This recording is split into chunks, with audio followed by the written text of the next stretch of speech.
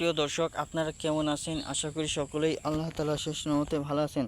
প্রিয় দর্শক, আপনারা ভিডিওটির মাধ্যমে যে পাতাগুলো দেখতে পাচ্ছেন, তো এই পাতাগুলোর নাম হচ্ছে হলুদের পাতা। তো আমি আজকে একজন কৃষক তার বাড়ির পাশের জমিতে এই হলুদ গাছ রোপণ করছে। তো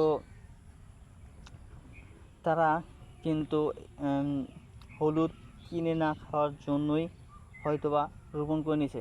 তার কারণে যদি কেউ হলুদ রোপণ করে তাহলে কিন্তু বন্ধুরা তার জমি থেকেই হলুদ পাবে, সেজন্য আর তাদের কিনে খেতে হবে না। তো প্রিয় ভাই বন্ধুরা, আপনাদেরকে বলছি, এই হলুদ কিন্তু গুরুত্বপূর্ণ একটি মশলা জাতীয় জিনিস। তো সেই হিসেবে তরকারিকে সুস্বাদু করার জন্য এই হলুদ কিন্তু লাগে। অনেকেই কিন্তু বন্ধুরা হলুদ মুখে ব্যবহার করেন, হলুদ কিন্তু অনেকে হাতে ব্যবহার করে থাকে, তো শরীরেও ব্যবহার করে থাকে। তো প্রিয় বন্ধুরা, হলুদ কিন্তু খুবই গুরুত্বপূর্ণ।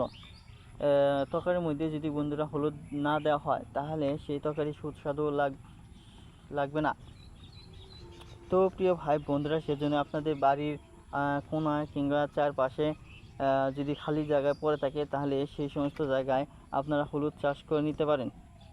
তো বন্ধুরা, এতে করে আপনাদের হলুদ কিনে খেতে হবে না বাজার থেকে।